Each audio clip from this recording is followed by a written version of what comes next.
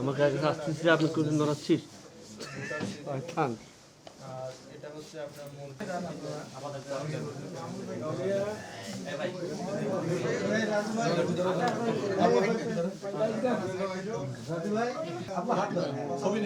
আপু এদিকে দেখেন, এদিকে দেখেন। ছবি নাও।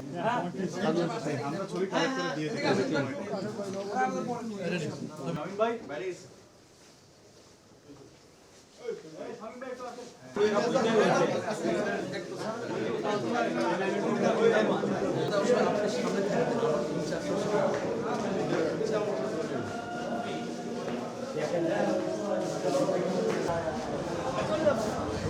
একটু পরে ফোন দেয়।